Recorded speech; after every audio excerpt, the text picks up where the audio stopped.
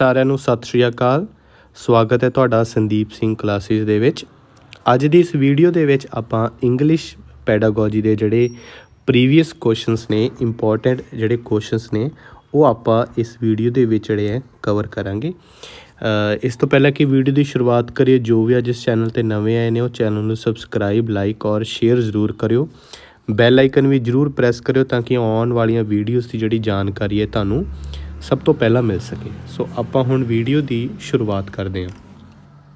ਦੇਖੋ ਪਹਿਲਾ ਕੁਐਸਚਨ ਕੀ ਹੈ ਕਿ which of the following statement is not true in case of direct method. ਠੀਕ ਹੈ ਜੀ, ਕਹਿੰਦੇ ਕਿ ਇਹਨਾਂ 'ਚੋਂ ਕਿਹੜੀ ਸਟੇਟਮੈਂਟ ਡਾਇਰੈਕਟ ਮੈਥਡ ਨਾਲ ਰਿਲੇਟਡ ਜਿਹੜੀ ਹੈ ਉਹ ਟਰੂ ਨਹੀਂ ਹੈ। ਠੀਕ ਹੈ ਜੀ, ਸੋ ਪਹਿਲੀ ਆਪਸ਼ਨ ਹੈ ਜੀ ਗ੍ਰਾਮਰ ਪ੍ਰੋਸੀਡਸ ਲੈਂਗੁਏਜ ਲਰਨਿੰਗ, ਜਾਂ ਗ੍ਰਾਮਰ ਇਜ਼ ਟੌਟ inductively, ਜਾਂ words and phrases are taught at definite stages through spoken language, ਜਾਂ articulation with correct pronunciation and intonation is important। ਠੀਕ ਹੈ ਜੀ, ਸੋ ਦੇਖੋ ਜਿਹੜਾ ਡਾਇਰੈਕਟ ਮੈਥਡ ਹੈ, ਡਾਇਰੈਕਟ ਮੈਥਡ ਉਹ ਹੁੰਦਾ ਕਿ ਜਦੋਂ ਅਸੀਂ ਕਿਸੇ ਵੀ ਜਿਹੜੇ ਲਰਨਰ ਨੇ ਉਹਨਾਂ ਨੂੰ ਲੈਂਗੁਏਜ ਜਦੋਂ ਸਿਖਾਉਣੀ ਹੁੰਦੀ ਹੈ ਉਹਨਾਂ ਨੂੰ ਡਾਇਰੈਕਟ ਸਿਖਾਉਂਦੇ ਆ, ਮਤਲਬ ਥਰੂ ਵਿਜ਼ੂਅਲਸ। ਠੀਕ ਹੈ, ਗ੍ਰਾਮਰਸ ਦੇ ਵਰਡਸ ਦੇ ਥਰੂ, ਫਰੇਜ਼ਿਸ ਦੇ through, without the use of mother tongue. ਮਤਲਬ ਉਸ ਬੱਚੇ ਦੀ, ਜਿਹੜਾ ਨਵਾਂ ਬੱਚਾ ਸਿੱਖ ਰਿਹਾ ਹੈ, ਵਿਦਾਊਟ ਉਹਦੀ ਮਦਰ ਟੰਗ ਜਿਹੜੀ ਉਹਦੀ ਮਾਤ ਭਾਸ਼ਾ ਆ ਉਹਨੂੰ, ਉਹਦੀ ਹੈਲਪ ਲਏ ਬਿਨਾਂ ਜਿਹੜੀ ਹੈ ਲੈਂਗੁਏਜ ਜਿਹੜੀ ਸਿਖਾਈ ਜਾਵੇ ਤਾਂ ਉਹਨੂੰ ਆਪਾਂ ਡਾਇਰੈਕਟ ਮੈਥਡ ਕਹਿ ਦਿੰਦੇ ਹਾਂ। ਠੀਕ ਹੈ ਜੀ, ਹੁਣ ਦੇਖੋ ਇਹਦੀ ਆਪਸ਼ਨ ਦੇ ਵਿੱਚ ਜਿਹੜੀ ਹੈ, ਦੇਖੋ ਇੱਥੇ ਗ੍ਰਾਮਰ ਇਜ਼ ਟੌਟ ਇੰਡਕਟਿਵਲੀ, ਇਹਦੇ ਵਿੱਚ ਕਿਹਾ ਗਿਆ ਮਤਲਬ ਗ੍ਰਾਮਰ ਸਿਖਾਈ ਜਾਂਦੀ ਹੈ। ਸੋ ਇਹ ਸਹੀ ਹੈ, ਪਰ ਆਪਾਂ ਗਲਤ ਚੂਜ਼ ਕਰ ਰਹੇ। ਸੋ ਪਹਿਲਾਂ ਆਪਾਂ ਇਹਨੂੰ ਕੱਟ ਕਰ ਲੈਂਦੇ ਹਾਂ, ਸਹੀ ਵਾਲੀਆਂ ਆਪਾਂ ਪਹਿਲਾਂ ਕੱਟ ਕਰ ਲੈਂਦੇ ਹਾਂ ਨਾ, ਕਿਉਂਕਿ ਉਹਨਾਂ ਨੇ ਪੁੱਛਿਆ ਕਿ ਨੋਟ ਟਰੂ। ਵਰਡਸ ਐਂਡ ਫਰੇਜ਼ਿਸ, ਦੇਖੋ ਇਹ ਮੈਂ ਹੁਣੇ ਗੱਲ ਕੀਤੀ ਕਿ ਵਰਡਸ ਐਂਡ ਫਰੇਜ਼ਿਸ ਸਿਖਾਏ ਜਾਂਦੇ ਆ, ਇਹ ਵੀ ਗਲਤ ਹੋ ਗਈ। Articulation with correct pronunciation and intonation is important, sounds 'ਤੇ ਵੀ ਕੰਮ ਕੀਤਾ ਜਾਂਦਾ ਕਿ ਤੁਸੀਂ ਕਿਵੇਂ ਬੋਲਣਾ, ਕਿਵੇਂ ਨਹੀਂ ਬੋਲਣਾ। ਸੋ ਜਿਹੜੀ ਪਹਿਲੀ ਆਪਸ਼ਨ ਹੈ ਇਹੀ ਆਪਸ਼ਨ ਗਲਤ ਹੈ ਕਿ ਗ੍ਰਾਮਰ ਪ੍ਰੋਸੀਡਸ ਲੈਂਗੁਏਜ ਲਰਨਿੰਗ, ਕਿ ਮਤਲਬ ਗ੍ਰਾਮਰ ਦੇ ਥਰੂ ਅਸੀਂ ਕਿਸੇ ਨੂੰ ਵੀ ਲੈਂਗੁਏਜ ਜਿਹੜੀ ਸਿਖਾ ਸਕਦੇ ਹਾਂ। ਠੀਕ ਹੈ ਜੀ, ਸੋ ਇਹ ਜਿਹੜਾ ਹੈ ਬਿਲਕੁਲ ਗਲਤ ਹੈ। ਠੀਕ ਹੈ, ਪਹਿਲੀ ਆਪਸ਼ਨ। ਦੂਸਰਾ ਕੁਐਸਚਨ ਦੇਖਦੇ ਹਾਂ ਜੀ, ਅ ਬਾਈਲਿੰਗੁਅਲ ਪਰਸਨ ਨੋਜ਼। ਠੀਕ ਹੈ ਜੀ, ਕਹਿੰਦੇ ਜਿਹੜਾ ਬਾਈਲਿੰਗੁਅਲ ਪਰਸਨ ਹੈ ਨੋਜ਼ 1 ਲੈਂਗੁਏਜ, 2 ਲੈਂਗੁਏਜ, 3 ਲੈਂਗੁਏਜ ਜਾਂ 4 ਲੈਂਗੁਏਜ। ਦੇਖੋ ਬਾਈ ਦਾ ਮਤਲਬ ਉੱਦਾਂ ਹੀ 2 ਹੁੰਦਾ ਹੈ, ਡਿਵਾਈਡ ਮਤਲਬ 22, ਹੈ ਨਾ। ਸੋ ਇਹਦੇ ਜਿਹੜਾ ਸਹੀ ਆਪਸ਼ਨ ਹੈ ਉਹ ਹੈ ਆਪਸ਼ਨ ਨੰਬਰ B, 2 ਲੈਂਗੁਏਜ। ਜਿਹੜਾ ਬਾਈਲਿੰਗੁਅਲ ਹੁੰਦਾ ਹੈ ਉਹਨੂੰ 2 ਲੈਂਗੁਏਜ ਦੀ ਜਿਹੜੀ ਨੌਲੇਜ ਹੁੰਦੀ ਹੈ। ਥਰਡ ਕੁਐਸਚਨ ਦੇਖਦੇ ਹਾਂ ਜੀ, the term notional functional approaches can also be used for. The term notional functional approach can also be used for structural approach, situational approach, structural ਜਾਂ situational approach ਜਾਂ communicative language teaching approach। ਠੀਕ ਹੈ, ਹੁਣ ਇਹਨਾਂ ਦੇ ਵਿੱਚੋਂ ਕਿਹੜਾ option ਜਿਹੜਾ ਸਹੀ ਹੋਵੇਗਾ। ਦੇਖੋ ਜਿਹੜਾ ਨੋਸ਼ਨਲ ਫੰਕਸ਼ਨਲ ਹੈ ਨਾ, ਇਹਦਾ ਏਮ ਕੀ ਹੁੰਦਾ ਆ ਕਿ ਟੂ ਡਿਵੈਲਪ ਕਮਿਊਨੀਕੇਟਿਵ ਕੰਪੀਟੈਂਸ। ਠੀਕ ਹੈ, ਏਮਸ ਟੂ ਡਿਵੈਲਪ ਕਮਿਊਨੀਕੇਟ। ਠੀਕ ਹੈ, ਆਪਾਂ ਇਹਨੂੰ ਇੱਦਾਂ ਬਸ ਯਾਦ ਰੱਖਣਾ ਹੈ। ਠੀਕ ਹੈ, ਇਹਦਾ ਜਿਹੜਾ ਏਮ ਕੀ ਹੁੰਦਾ ਹੈ, ਇਹਦਾ ਜਿਹੜਾ ਏਮ ਕੀ ਹੁੰਦਾ ਹੈ, ਏਮਸ ਟੂ ਡਿਵੈਲਪ ਕਮਿਊਨੀਕੇਟਿਵ ਕੰਪੀਟੈਂਸ। ਠੀਕ ਹੈ ਜੀ, ਮਤਲਬ ਆਪਾਂ ਇੱਦਾਂ ਕਹਿ ਸਕਦੇ ਕਿ ਕਮਿਊਨੀਕੇਸ਼ਨ ਜਿਹੜੇ ਸਕਿੱਲਸ ਹੀ ਹੈ ਉਹਨਾਂ ਨੂੰ ਡਿਵੈਲਪ ਕਰਨਾ। ਠੀਕ ਹੈ, ਇਹਦਾ ਜਿਹੜਾ ਏਮ ਹੁੰਦਾ ਹੈ। ਸੋ ਦੇਖੋ ਇਹਦਾ ਆਪਸ਼ਨ ਦੇਖੋ ਸਟਰਕਚਰਲ ਅਪਰੋਚ ਵੀ ਨਹੀਂ ਹੈਗਾ, ਸਿਚੁਏਸ਼ਨਲ ਔਰ ਸਟਰਕਚਰ ਸਿਚੁਏਸ਼ਨਲ। ਦਾ ਕਮਿਊਨੀਕੇਟਿਵ ਲੈਂਗੁਏਜ ਟੀਚਿੰਗ ਅਪਰੋਚ, ਮਤਲਬ ਉਹਨਾਂ ਦੀ ਜਿਹੜੀ ਅਪਰੋਚ ਉਹ ਕਿਹੜੀ ਹੁੰਦੀ ਹੈ, ਕਮਿਊਨੀਕੇਟਿਵ ਲੈਂਗੁਏਜ ਟੀਚਿੰਗ ਅਪਰੋਚ। ਠੀਕ ਹੈ, ਸੋ ਨੋਸ਼ਨਲ ਜਿਹਦਾ ਮਤਲਬ ਹੈ ਨੋਸ਼ਨਲ ਫੰਕਸ਼ਨਲ ਦਾ aims to develop communicative. So ਉਹਦੇ ਅਕੋਰਡਿੰਗ ਜਿਹੜਾ D ਆਪਸ਼ਨ ਹੈ ਬਿਲਕੁਲ ਸਹੀ ਹੈ। ਸੋ ਅੱਗੇ ਦੇਖਦੇ ਹਾਂ, who defines language as a set of human habits the purpose of which is to give expression to thoughts and feelings and especially to impart them to others. ਦੇਖੋ ਇਹ ਹੁਣ ਸਟੇਟਮੈਂਟ ਹੈ, ਠੀਕ ਹੈ ਜੀ। ਇਹ ਆਪਾਂ ਦੇਖਣਾ ਹੈ ਕਿ ਇਹ ਕਿਸ ਨੇ ਕਹੀ ਹੈ। ਸਟੇਟਮੈਂਟ ਕੀ ਹੈ ਕਿ ਉਸਨੇ ਕਿਹਾ ਹੈ ਕਿ ਜਿਹੜੀ ਲੈਂਗੁਏਜ ਐਜ਼ ਉਹਨੂੰ ਐਕਸਪਲੇਨ ਕੀਤਾ, ਡਿਫਾਈਨ ਕਿਵੇਂ ਕੀਤਾ ਕਿ a set of human habits, ਠੀਕ ਹੈ, the purpose of which is to give expression to thoughts. ਮਤਲਬ ਸਾਡੇ ਜਿਹੜੇ ਥੋਟਸ ਨੇ ਜਾਂ ਸਾਡੀਆਂ ਫੀਲਿੰਗਸ ਨੇ ਉਹਨਾਂ ਨੂੰ ਕੋਈ ਐਕਸਪ੍ਰੈਸ਼ਨ ਦੇਣਾ, ਮਤਲਬ ਲੈਂਗੁਏਜ ਨੂੰ ਉਸਨੇ ਇੱਦਾਂ ਡਿਫਾਈਨ ਕੀਤਾ, ਠੀਕ ਹੈ ਜੀ। ਸੋ ਜਿਹੜਾ ਇਹਦਾ ਸਹੀ ਆਨਸਰ ਹੈ ਉਹ ਹੈ ਜੀ ਆਪਸ਼ਨ ਨੰਬਰ ਏ, ਠੀਕ ਹੈ। ਜਿਸ ਪਰਸਨ ਉਹਨੇ ਇਹ ਵਾਲੀ ਗੱਲ ਜਿਹੜੀ ਕਹੀ ਸੀ। ਅਗਲਾ ਕੁਐਸਚਨ ਦੇਖਦੇ ਹਾਂ। In the direct method of teaching English the focus is, ਦੇਖੋ ਆਪਾਂ ਹੁਣੇ ਦੇਖਿਆ ਕਰਕੇ ਆਏ ਹਾਂ ਡਾਇਰੈਕਟ ਮੈਥਡ 'ਚ ਉਹਨਾਂ ਦਾ ਜਿਹੜਾ ਫੋਕਸ ਕੀ ਹੁੰਦਾ ਆ। ਡਾਇਰੈਕਟ ਮੈਥਡ 'ਚ ਦੇਖੋ ਗ੍ਰਾਮਰ ਦੇ ਨਾਲ ਜਿਹੜੀ ਹੈ ਗ੍ਰਾਮਰ, ਜਿਹੜਾ ਏ ਆਪਸ਼ਨ ਹੈ, ਬੀ ਆਪਸ਼ਨ ਸੌਰੀ ਇਹ 'ਚ ਤੁਹਾਡੀ ਮਿਸਟੇਕ ਹੈ, ਬੀ ਆਪਸ਼ਨ ਸਟਰਕਚਰ, ਸੀ ਆਪਸ਼ਨ ਰੀਡਿੰਗ ਜਾਂ ਆਪਸ਼ਨ ਨੰਬਰ ਡੀ ਕਮਿਊਨੀਕੇਸ਼ਨ, ਠੀਕ ਹੈ। ਦੇਖੋ ਡਾਇਰੈਕਟ ਮੈਥਡ ਦੇ ਵਿੱਚ ਜਿਹੜਾ ਕਮਿਊਨੀਕੇਸ਼ਨ ਹੈ ਮੇਨ ਫੋਕਸ ਉਹਨਾਂ ਦਾ ਉਸ 'ਤੇ ਹੁੰਦਾ ਹੈ, ਕਮਿਊਨੀਕੇਸ਼ਨ 'ਤੇ। ਉਹ ਇੱਕ ਦੂਸਰੇ ਦੇ ਨਾਲ ਗੱਲਬਾਤ ਕਰਕੇ, ਵਿਜ਼ੂਅਲਸ ਦੇ ਨਾਲ, ਠੀਕ ਹੈ, ਸਾਊਂਡਸ ਦੇ ਨਾਲ, ਮਤਲਬ ਇੱਦਾਂ ਇੰਗਲਿਸ਼ ਨੂੰ ਜਿਹੜਾ ਹੈ ਉਹ ਬੜੇ ਹੀ ਸੌਖੇ ਤਰੀਕੇ ਦੇ ਨਾਲ ਜਿਹੜਾ ਹੈ ਸਮਝਾ ਦਿੰਦੇ ਆ, ਠੀਕ ਹੈ ਜੀ। So fifth question, brainstorming means, ਦੇਖੋ ਬ੍ਰੇਨ ਸਟੋਰਮਿੰਗ ਜਿਹੜਾ ਇਹ ਇੰਪੋਰਟੈਂਟ ਕੁਐਸਚਨ ਹੈ। ਪਹਿਲਾ ਆਪਸ਼ਨ ਹੈ to collect all kinds of ideas on a topic, to do some mental exercise, to make efforts to understand something या to give some kind of stimulus to the brain, ठीक है। देखो brain storming ਦਾ ਮੈਂ ਤੁਹਾਨੂੰ ਦੱਸ ਦਵਾਂ ਕਿ ਇਹਨੂੰ ਜੇ ਅਗਰ ਅਸੀਂ ਪੰਜਾਬੀ 'ਚ ਅਸੀਂ ਕਹੀਏ ਤਾਂ ਇਸ ਨੂੰ ਪੰਜਾਬੀ 'ਚ ਕਹਿ ਦਿੰਦੇ ਹਾਂ ਵਿਚਾਰਾਂ ਦਾ ਤੂਫਾਨ।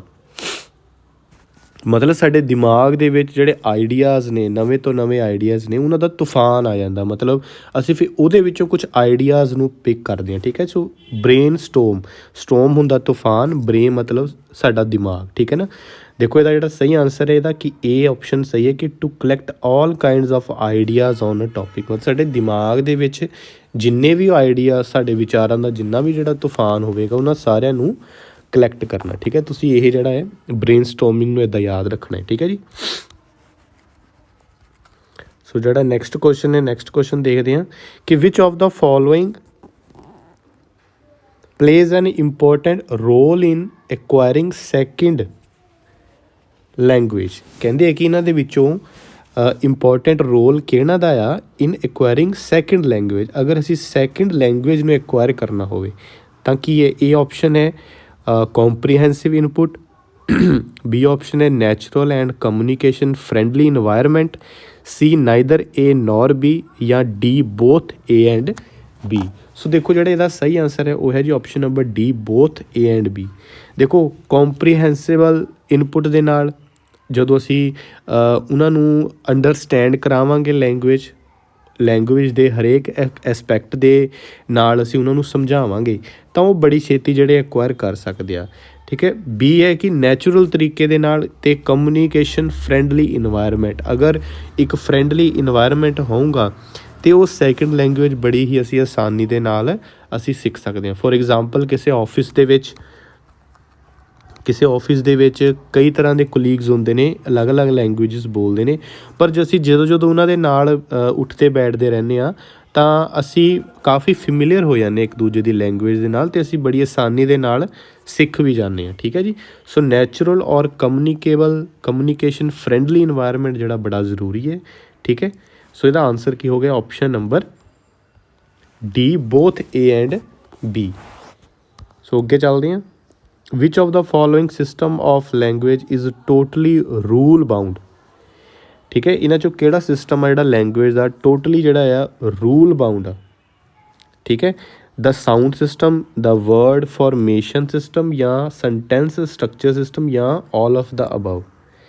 ਮਤਲਬ ਹੈ ਕਿ ਟੋਟਲੀ ਜਿਹੜਾ ਰੂਲਸ 'ਤੇ ਬੇਸ ਕਰਦਾ, ਰੂਲ ਬਾਊਂਡ ਆ, ਠੀਕ ਹੈ, ਲੈਂਗੁਏਜ ਦੇ ਮਾਮਲੇ 'ਚ। ਸੋ ਦੇਖੋ ਇਹਦਾ ਆਨਸਰ ਜਿਹੜਾ ਉਹ ਡੀ ਆਪਸ਼ਨ ਹੈ ਕਿ all of the above.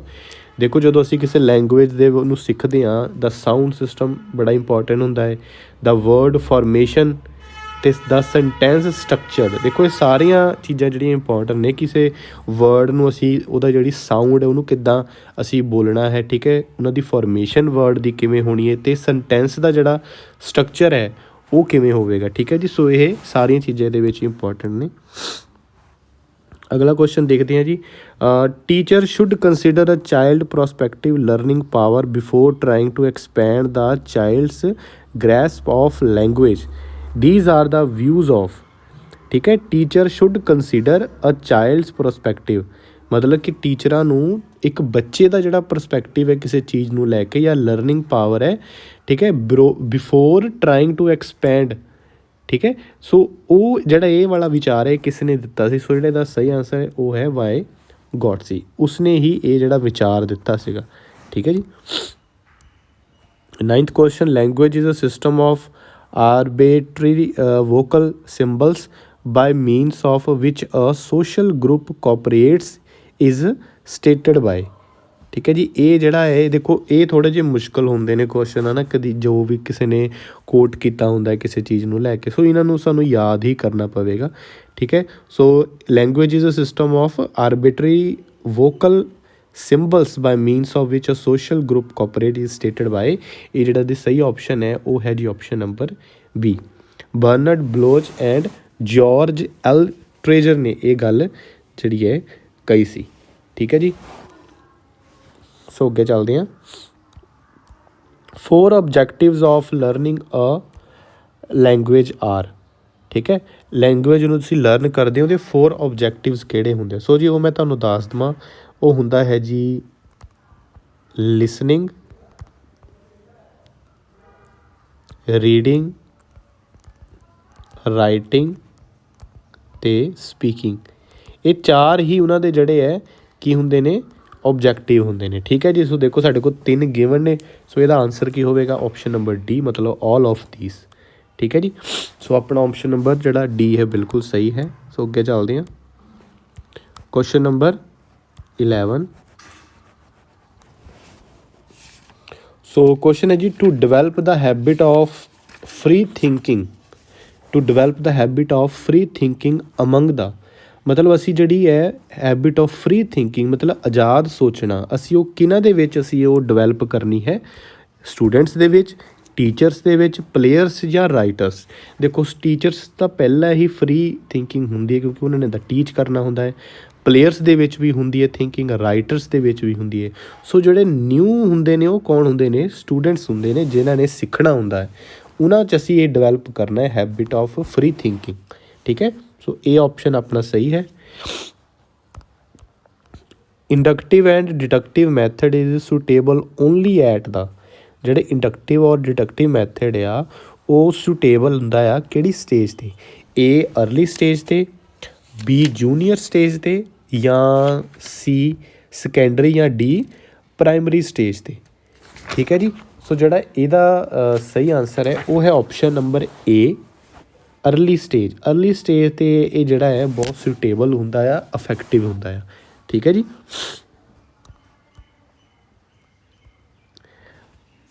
Which one is not responsible for the declining standards of English in the Indian schools? ਠੀਕ ਹੈ ਜੀ। ਸੋ ਇੱਥੇ ਮਾफ़ ਕਰਨਾ, ਇੱਥੇ ਆਪਸ਼ਨਸ ਜਿਹੜੀਆਂ ਨੇ ਉਹ ਮੈਂ ਪੁੱਟ ਕਰਨਾ ਭੁੱਲ ਗਿਆ। ਸੋ ਇੱਥੇ ਆਪਾਂ ਲਿਖ ਲੈਂਦੇ ਹਾਂ ਏ, ਬੀ, ਸੀ ਔਰ ਡੀ, ਠੀਕ ਹੈ। ਸੋ ਕੀ ਕਹਿ ਰਿਹਾ ਹੈ? ਕਹਿੰਦੇ ਇਹਨਾਂ ਵਿੱਚੋਂ ਕਿਹੜਾ ਇੱਕ ਜਿਹੜਾ ਪੁਆਇੰਟ ਹੈ ਉਹ ਰਿਸਪੋਂਸੀਬਲ ਨਹੀਂ ਹੈਗਾ ਕਿ ਇੰਡੀਅਨ ਸਕੂਲਸ ਦੇ ਵਿੱਚ ਜਿਹੜਾ ਇੰਗਲਿਸ਼ ਦਾ ਜਿਹੜਾ ਸਟੈਂਡਰਡ ਹੈ ਉਹ ਕਾਫੀ ਗਿਰ ਰਿਹਾ ਹੈ, ਉਹ ਕਿਸ ਵਜ੍ਹਾ ਦੇ ਨਾਲ ਹੈ, ਠੀਕ ਹੈ। ਉਹਨਾਂ ਨੇ ਇਹ ਧਿਆਨ ਰੱਖਣਾ, ਇਜ਼ ਨੋਟ ਰਿਸਪੋਂਸੀਬਲ ਪੁੱਛਿਆ ਕਿ ਕਿਹਦੀ ਵਜ੍ਹਾ ਦੇ ਨਾਲ ਸਟੈਂਡਰਡ ਜਿਹੜਾ ਨਹੀਂ ਗਿਰਿਆ, ਠੀਕ ਹੈ। ਦੇਖੋ lack of clear cut ਓਬਜੈਕਟਿਵਸ of teaching learning, ਠੀਕ ਹੈ। ਦੇਖੋ ਇਹਦੇ ਨਾਲ ਜਿਹੜਾ ਸਟੈਂਡਰਡ ਗਿਰ ਸਕਦਾ ਆ ਨਾ, ਕਿ ਜਿਹੜੇ ਓਬਜੈਕਟਿਵਸ ਨੇ ਉਹਨਾਂ 'ਚ ਕਮੀ ਹੈ, ਲੈਕ ਆਫ। ਸੋ ਦੇਖੋ ਇਹ ਆਪਸ਼ਨ ਗਲਤ ਹੋ ਗਿਆ। ਬੀ ਆਪਸ਼ਨ ਹੈ ਕਿ faulty examination and evaluation system, ਕਿ ਜਿਹੜਾ ਇਹਨਾਂ ਦਾ ਐਗਜ਼ਾਮੀਨੇਸ਼ਨ ਸਿਸਟਮ ਹੈ ਉਹਦੇ ਵਿੱਚ ਕੋਈ ਫਾਲਟ ਹੋਵੇ, ਜਾਂ ਇਵੈਲੂਏਸ਼ਨ ਸਿਸਟਮ, ਬਿਲਕੁਲ ਸਹੀ। ਇਹਦੇ ਨਾਲ ਵੀ ਸਟੈਂਡਰਡ ਘੱਟ ਸਕਦਾ, ਪਰ ਕੁਐਸਚਨ ਦੇ ਅਕੋਰਡਿੰਗ ਇਹ ਆਪਣਾ ਗਲਤ ਹੈ ਕਿਉਂਕਿ ਇਹ ਰਿਸਪੋਂਸੀਬਲ ਹੈ। ਉਹਨਾਂ ਨੇ ਪੁੱਛਿਆ not responsible. Devoted and commitive teachers या अनहाइजीनिक फिजिकल कंडीशनस। ठीक है, फिजिकल कंडीशनस ਜਾਂ ਕਈ ਅਨਹਾਈਜੀਨਿਕ ਹੋਣਗੀਆਂ ਉਹਨਾਂ ਦੇ ਨਾਲ ਵੀ ਸਟੈਂਡਰਡ ਕਈ ਵਾਰ ਗਿਰਦਾ ਹੈ। ਸੋ ਜਿਹੜਾ ਸਾਡਾ ਸਹੀ ਆਪਸ਼ਨ ਹੈ ਉਹ ਆਪਸ਼ਨ ਹੈ ਸੀ, ਕਿ ਕਦੀ ਵੀ ਦੇਖੋ ਡਿਵੋਟਿਡ ਜਿਹੜੇ ਆਪਣੇ ਕੰਮ ਦੇ ਪ੍ਰਤੀ ਡਿਵੋਟਿਡ ਨੇ, ਇਮਾਨਦਾਰ ਨੇ, ਕਮਿਟਡ ਨੇ ਆਪਣੇ ਪ੍ਰੋਫੈਸ਼ਨ ਨੂੰ ਲੈ ਕੇ। ਟੀਚਰਸ ਕਦੇ ਵੀ ਸਟੈਂਡਰਡ ਗਿਰਨ ਦੇ ਵਿੱਚ ਜਿਹੜੇ ਹੈ ਕਿ ਉਹ ਮਤਲਬ ਰਿਸਪੋਂਸੀਬਲ ਨਹੀਂ ਹੋਣਗੇ ਕਿ ਜਿਹੜਾ ਇੰਗਲਿਸ਼ ਦਾ ਸਟੈਂਡਰਡ ਹੈ ਉਹ ਗਿਰੇ। ਠੀਕ ਹੈ, ਕਈ ਬਸ ਇੱਦਾਂ ਕਹਿ ਸਕਦੇ ਹਾਂ ਕਈ ਚੀਜ਼ਾਂ 'ਚ ਦੀ ਕਮੀ ਹੁੰਦੀ ਹੈ। ਠੀਕ ਹੈ, ਸਿਸਟਮ ਦੀ ਕਮੀ ਹੁੰਦੀ ਹੈ, ਜਾਂ ਕਈ ਵਾਰ ਮਤਲਬ ਕਹਿ ਲਓ ਕਿ ਸਕੂਲਸ ਦੇ ਵਿੱਚ ਕਈ ਇੱਦਾਂ ਦੀਆਂ ਸਿਚੁਏਸ਼ਨਸ ਹੁੰਦੀਆਂ ਨੇ ਜਿਹਦੇ ਕਰਕੇ ਇੱਦਾਂ ਹੋ ਜਾਂਦਾ ਹੈ, ਪਰ ਕਿਸੇ ਟੀਚਰ ਕਰਕੇ ਕਦੀ ਵੀ ਸਟੈਂਡਰਡ ਜਦੋਂ ਉਹ ਨਹੀਂ ਗਿਰਦਾ। ਠੀਕ ਹੈ, ਸੋ ਜਿਹੜਾ ਸੀ ਆਪਸ਼ਨ ਹੈ ਆਪਣਾ ਬਿਲਕੁਲ ਸਹੀ ਹੈ। ਅਗਲਾ ਕੁਐਸਚਨ ਦੇਖਦੇ ਹਾਂ। The first step in language acquisition is. Language ਜਿਹੜਾ ਐਕੁਜ਼ੀਸ਼ਨ ਹੈ, ਕਿਸੇ ਵੀ ਲੈਂਗੁਏਜ ਨੂੰ ਅਸੀਂ ਜਿਹੜਾ ਆ ਐਕਵਾਇਰਡ ਕਰਨਾ ਆ, ਉਹਦਾ ਜਿਹੜਾ ਪਹਿਲਾ ਸਟੈਪ ਹੈ ਉਹ ਕੀ ਹੈ? ਕਿ ਟਰਾਂਸਮਿਸ਼ਨ ਹੈ, ਰੈਪੀਟੀਸ਼ਨ ਹੈ, ਇਮੀਟੇਸ਼ਨ ਹੈ ਜਾਂ ਐਕੁਜ਼ੀਸ਼ਨ ਹੈ। ਸੋ ਜਿਹੜਾ ਇਹਦਾ ਸਹੀ ਆਨਸਰ ਹੈ ਉਹ ਹੈ ਜੀ ਇਮੀਟੇਸ਼ਨ। ਇਮੀਟੇਸ਼ਨ ਮਤਲਬ ਹੁੰਦਾ ਹੈ ਨਕਲ ਕਰਨਾ ਜਾਂ ਕਾਪੀਇੰਗ। ਠੀਕ ਹੈ, ਅਸੀਂ ਪਹਿਲਾਂ ਕਾਪੀ ਕਰਨਾ ਸਿੱਖਦੇ ਹਾਂ। ਠੀਕ ਹੈ, ਉਸ ਤੋਂ ਬਾਅਦ ਅਸੀਂ ਹੌਲੀ ਜਿਹੜਾ ਕਹਿ ਲਓ ਅਸੀਂ ਅੱਗੇ ਪ੍ਰੋਸੈਸ ਦੇ ਵੱਲ ਜਾਂਦੇ ਹਾਂ। ਠੀਕ ਹੈ ਜੀ। 15ਵਾਂ ਕੁਐਸਚਨ, ਲੈਂਗੁਏਜ ਐਕੁਜ਼ੀਸ਼ਨ ਡਿਵਾਈਸ। ਠੀਕ ਹੈ, ਇਜ਼ ਰਿਸਪੋਂਸੀਬਲ, ਆਪਸ਼ਨਸ ਕੀ ਨੇ? Is responsible for parental sensitivity towards childrens need, ਜਾਂ B refers to the black box in SR theory, ਜਾਂ is a component of nativist theory of language, ਜਾਂ is present in all higher order mammals। ਦੇਖੋ ਇਹਦਾ ਸਹੀ answer ਹੈ ਜੀ option number C, is a component of nativist theory of language। ਦੇਖੋ ਨੇਟਿਵਿਸਟ ਕੀ ਹੁੰਦੇ ਆ? ਅਸੀਂ ਨੇਟਿਵਿਸਟ ਜਿਹੜਾ ਕਹਿੰਦੇ ਆ ਕਿ ਇਹ ਕੰਸੈਪਟ ਹੁੰਦੇ ਆ ਮੈਂਟਲ ਆਪਣੀਆਂ ਜਿਹੜੀਆਂ ਹੈ ਕਪੈਸਿਟੀਜ਼ ਹੁੰਦੀਆਂ ਨੇ। ਠੀਕ ਹੈ, ਜਿਹੜੀਆਂ ਕਿ ਇਹ ਦੱਸਦੀਆਂ ਨੇ ਕਿ ਇਨਮੇਟ ਜਿਹੜੀਆਂ ਹੈ ਕੁਛ ਚੀਜ਼ਾਂ ਸਾਡੇ ਅੰਦਰ ਹੁੰਦੀਆਂ ਨੇ ਜਨਮਜਾਤ ਤੋਂ ਹੀ। ਜਿਵੇਂ ਕਿ ਤੁਹਾਨੂੰ ਮੈਂ ਉਦਣ ਵੀ ਕਿਹਾ ਸੀ, ਲੈਂਗੁਏਜ ਐਕੁਜ਼ੀਸ਼ਨ ਡਿਵਾਈਸ ਦਾ ਮਤਲਬ ਇਹੀ ਹੈ ਕਿ ਜਿਹੜਾ ਨੋਮ ਚੋਮਸਕੀ ਨੇ ਕਿਹਾ ਸੀਗਾ ਕਿ ਜਦੋਂ ਬੱਚਾ ਜਦੋਂ ਬਚਪਨ ਦੇ ਵਿੱਚ ਹੀ ਹੁੰਦਾ ਹੈ ਜਾਂ ਪੈਦਾ ਹੋਣ ਲੱਗੇ, ਉਹਦੇ ਵਿੱਚ ਕੋਈ ਇਨਬਿਲਟ ਉਹਦੇ ਕੋਲ ਪਾਵਰਸ ਹੁੰਦੀਆਂ ਨੇ ਜਿਹਦੇ ਨਾਲ ਉਹ ਕੀ ਕਰਦਾ, ਲੈਂਗੁਏਜ ਨੂੰ ਸਿੱਖਦਾ ਹੈ। ਠੀਕ ਹੈ, ਸੋ ਇਹਦਾ ਨੇਟਿਵਿਸਟ ਦਾ ਮਤਲਬ ਇਹ ਹੈ ਕਿ ਕੰਸੈਪਟ ਜਾਂ ਮੈਂਟਲ ਕਈ ਵਾਰ ਕਪੈਸਿਟੀਜ਼, ਠੀਕ ਹੈ, ਜਿਹੜੀਆਂ ਕਿ ਇਨਮੇਟ ਹੁੰਦੀਆਂ ਨੇ ਬੱਚੇ ਦੇ ਵਿੱਚ। ਠੀਕ ਹੈ, ਰੈਦਰ ਦੈਨ ਕਿ ਉਹ ਮਤਲਬ ਬੱਚਾ ਸਿੱਖਣ ਤੋਂ ਪਹਿਲਾਂ ਹੀ ਉਹਦੇ ਵਿੱਚ ਕੋਈ ਇਨਮੇਟ ਜਿਹੜੀਆਂ ਨੇ ਉਹਦੇ ਵਿੱਚ ਕੋਈ ਕਪੈਸਿਟੀਜ਼ ਜਾਂ ਉਹਦੇ ਕੋਲ ਪਾਵਰਸ ਹੁੰਦੀਆਂ ਨੇ। ਸੋ ਇਹਦਾ ਸਹੀ ਆਨਸਰ ਕੀ ਹੈ ਜੀ? ਆਪਸ਼ਨ ਨੰਬਰ ਸੀ। ਮਤਲਬ ਤੁਸੀਂ ਇੱਦਾਂ ਯਾਦ ਰੱਖਣਾ ਹੈ ਕਿ ਕਦੀ ਵੀ ਜਦੋਂ ਵੀ ਲੈਂਗੁਏਜ ਐਕੁਜ਼ੀਸ਼ਨ ਡਿਵਾਈਸ ਦੀ ਗੱਲ ਕੀਤੀ ਨਾ, ਉਹਦਾ ਹਮੇਸ਼ਾ ਲਿੰਕ ਦੇਖੋ ਲੈਂਗੁਏਜ ਨਾਲ ਹੀ ਹੁੰਦਾ ਹੈ। ਅਤੇ ਤੁਸੀਂ ਇੱਥੇ ਵੀ ਦੇਖ ਸਕਦੇ ਹੋ ਕਿ ਆਪਸ਼ਨਸ ਦੇ ਵਿੱਚ ਸਿਰਫ ਸੀ ਆਪਸ਼ਨ ਹੀ ਹੈ ਜਿਹਦੇ ਵਿੱਚ ਲੈਂਗੁਏਜ ਦੀ ਗੱਲ ਕੀਤੀ ਹੈ। ਬਾਕੀ ਵਿੱਚ ਦੇਖੋ ਨੇ ਕੀ ਕਿਹਾ ਕਿ ਪੈਰੈਂਟਲ ਸੈਂਸਿਟੀਵਿਟੀ ਜਾਂ SR ਥਿਊਰੀ ਜਾਂ ਹਾਈ ਆਰਡਰ ਮੈਮਲ। ਸੋ ਲੈਂਗੁਏਜ ਦੀ ਗੱਲ ਉਹਨੇ ਸਿਰਫ 3rd ਪੁਆਇੰਟ 'ਚ ਹੀ ਕਹੀ ਹੈ। ਆਪਾਂ ਇੱਥੋਂ ਵੀ ਦੇਖ ਸਕਦੇ ਹਾਂ। ਦਾ ਮੋਸਟ ਇੰਪੋਰਟੈਂਟ ਫੀਚਰਸ ਇਨ ਡਰਾਮਾ। ਜਿਵੇਂ ਡਰਾਮਾ ਹੁੰਦਾ ਹੈ, ਨਾਟਕ ਹੁੰਦਾ ਹੈ, ਉਹ ਕਹਿੰਦੇ ਹੈ ਕਿ ਨਾਟਕ ਦੇ ਵਿੱਚ ਇੰਪੋਰਟੈਂਟ ਫੀਚਰ ਕੀ ਹੁੰਦਾ ਹੈ ਕਿ ਪਲੋਟ, ਡਾਇਲੌਗਸ, ਸਟੇਜ ਡਾਇਰੈਕਸ਼ਨਸ ਜਾਂ ਕਰੈਕਟਰਸ। ਸੋ ਜਿਹੜਾ ਇਹਦਾ ਸਹੀ ਆਪਸ਼ਨ ਹੈ ਉਹ ਹੈ ਜੀ ਆਪਸ਼ਨ ਨੰਬਰ ਬੀ, ਡਾਇਲੌਗਸ ਮਤਲਬ ਵਾਰਤਾਲਾਪ, ਗੱਲਬਾਤ। ਦੇਖੋ ਇੱਕ ਨਾਟਕ ਦੇ ਵਿੱਚ ਗੱਲਬਾਤ ਹੀ ਨਹੀਂ ਹੋਵੇਗੀ ਤਾਂ ਕਿਵੇਂ ਮਤਲਬ ਹੋਵੇਗਾ, ਨਾਟਕ ਦਾ ਸਵਾਦ ਕਿਵੇਂ ਆਵੇਗਾ, ਹੈ ਨਾ। ਠੀਕ ਹੈ ਨਾ ਜੀ। ਸੋ ਡਾਇਲੌਗਸ ਜਿਹੜੇ ਸਭ ਤੋਂ ਇੰਪੋਰਟੈਂਟ ਫੀਚਰ ਹੁੰਦਾ ਹੈ ਡਰਾਮੇ ਦਾ। ਠੀਕ ਹੈ ਜੀ। ਸੋ ਅਗਲਾ ਕੁਐਸਚਨ ਹੈ ਜੀ, which is the least common process of word formation in English. ਠੀਕ ਹੈ, ਵਰਡ ਫਾਰਮੇਸ਼ਨ ਇਨ ਇੰਗਲਿਸ਼ ਦੇ ਵਿੱਚ ਜਿਹੜਾ ਲੀਸਟ ਕਾਮਨ ਪ੍ਰੋਸੈਸ ਹੈ ਉਹ ਕੀ ਹੈ? ਉਹ ਹੈ ਜੀ ਕੋਇਨੇਜ ਹੈ, ਬੋਰੋਇੰਗ ਹੈ, ਠੀਕ ਹੈ, ਬੋਰੋਇੰਗ ਜਾਂ ਕੰਪਾਊਂਡਿੰਗ ਜਾਂ ਬਲੈਂਡਿੰਗ। ਠੀਕ ਹੈ, ਸੋ ਲੀਸਟ ਕਾਮਨ ਦੇਖੋ ਬੋਰੋ ਮਤਲਬ ਕੀ ਹੁੰਦਾ ਕਿ ਕੁਛ ਚੀਜ਼ ਨੂੰ ਆਪਾਂ ਬੋਰੋ ਕਰਨਾ, ਇਕੱਠਾ ਕਰਨਾ ਚੀਜ਼ ਨੂੰ। ਠੀਕ ਹੈ, ਸੋ ਕੰਪਾਊਂਡਿੰਗ ਮਤਲਬ ਕੀ ਹੁੰਦਾ? ਇਕੱਠਾ ਕਰਨਾ, ਇਹਦਾ ਵੀ ਸੇਮ ਮਤਲਬ ਹੀ ਹੁੰਦਾ ਹੈ ਕਿ ਕੰਪਾਊਂਡ ਜਾਂ ਦੋ ਤੋਂ ਵੱਧ ਚੀਜ਼ਾਂ ਨੂੰ ਅਸੀਂ ਜਦੋਂ ਕੰਬਾਈਨ ਕਰ ਦਿੰਦੇ ਹਾਂ। ਬਲੈਂਡਿੰਗ ਮਤਲਬ ਕੀ ਹੁੰਦਾ ਹੈ, ਮਿਕਸਚਰ, ਕਿ ਮਿਕਸ ਕਰਨਾ, ਠੀਕ ਹੈ। ਸੋ ਇਹ ਆਪਸ਼ਨ ਹੀ ਬਚਦਾ ਹੈ ਕੋਇਨੇਜ, ਜਿਹੜਾ ਕਿ ਲੀਸਟ ਕਾਮਨ ਪ੍ਰੋਸੈਸ ਹੈ ਵਰਡ ਫਾਰਮੇਸ਼ਨ ਇਨ ਇੰਗਲਿਸ਼ ਦੇ ਵਿੱਚ, ਠੀਕ ਹੈ ਜੀ। ਸੋ 18 ਕੁਐਸਚਨ ਹੈ ਕਿ correct pronunciation of individual sounds is related, ਜਿਹੜਾ ਕਿਸੇ ਵੀ ਵਰਡ ਜਾਂ ਸਾਊਂਡ ਦੀ ਜਿਹੜੀ ਕਰੈਕਟ ਜਿਹੜੀ ਪ੍ਰੋਨਾਂਸੀਏਸ਼ਨ ਹੈ, ਠੀਕ ਹੈ ਜੀ, is related to accuracy, fluency, ਜਾਂ C both accuracy and fluency, ਜਾਂ neither accuracy nor fluency. So ਇਹਦਾ ਆਨਸਰ ਕੀ ਹੋਵੇਗਾ ਜੀ, ਜਿਹੜਾ ਇਹਦਾ ਆਨਸਰ ਹੈ ਪਹਿਲਾ ਹੈ ਜੀ ਐਕੂਰੇਸੀ। ਜਿਹੜੀ correct pronunciation of individual sound is related, ਠੀਕ ਹੈ, ਉਹ ਕਿਹੜੀ ਹੈ ਜੀ, ਐਕੂਰੇਸੀ। ਸਾਡੀ ਐਕੂਰੇਸੀ ਹੋਣੀ ਚਾਹੀਦੀ ਹੈ ਜਿਹੜੀ ਪ੍ਰੋਨਾਂਸੀਏਸ਼ਨ ਆ, ਠੀਕ ਹੈ, ਆਪਣੇ ਇੰਡੀਵਿਜੂਅਲ ਸਾਊਂਡਸ ਦੀ, ਠੀਕ ਹੈ ਜੀ। ਸੋ 19th ਕੁਐਸਚਨ ਹੈ ਕਿ along with basic language skills listening, speaking, writing ਔਰ reading, literature makes an important contribution in other areas of language including word meaning and grammar, B expression and creative writing, ਜਾਂ C both A and B, ਜਾਂ D neither A nor B। ਸੋ ਜਿਹੜਾ ਇਹਦਾ answer ਹੈ, ਇਹਦਾ option ਹੈ ਜੀ C both A and B, ਠੀਕ ਹੈ। ਜਿਹੜੀਆਂ ਬੇਸਿਕ ਸਕਿੱਲਸ ਨੇ, ਠੀਕ ਹੈ, listening, speaking, reading, writing, literature makes an important contribution in other, ਜਿਹੜਾ ਇਹ ਹੈ, ਇਹ ਮੇਕਸ ਇੰਪੋਰਟੈਂਟ, ਇਹਨਾਂ ਦਾ ਕੰਟਰੀਬਿਊਸ਼ਨ ਹੁੰਦਾ ਹੈ other language, area of language ਦੇ ਵਿੱਚ, ਠੀਕ ਹੈ ਜੀ। ਇਨਕਲੂਡਿੰਗ ਉਹਦੇ ਵਿੱਚ ਕੀ ਹੋਣਗੇ ਜਿਹੜੇ ਅਦਰ ਏਰੀਆਸ ਆਫ ਲੈਂਗੁਏਜ, ਦੇਖੋ ਵਰਡ ਮੀਨਿੰਗ, ਗ੍ਰਾਮਰ, ਐਕਸਪ੍ਰੈਸ਼ਨ ਅਤੇ ਕ੍ਰੀਏਟਿਵ ਰਾਈਟਿੰਗ, ਇਹ ਚਾਰੇ ਚੀਜ਼ਾਂ ਜਿਹੜੀਆਂ ਨੇ ਇਹ ਜ਼ਰੂਰੀ ਹੁੰਦੀਆਂ ਨੇ। ਸੋ ਠੀਕ ਹੈ, ਸਾਡਾ ਆਨਸਰ ਕੀ ਹੋਵੇਗਾ, A and B, ਮਤਲਬ ਬੋਥ A and B। ਸੋ ਅੱਜ ਦੀ ਵੀਡੀਓ ਦਾ ਜਿਹੜਾ ਲਾਸਟ ਕੁਐਸਚਨ ਹੈ ਉਹ ਕੀ ਹੈ ਜੀ, which method of teaching grammar provides enough pattern practice that ultimately leads to incidental learning। ਦੇਖੋ ਆਪਾਂ ਉਦੋਂ ਗੱਲ ਕੀਤੀ ਸੀਗੀ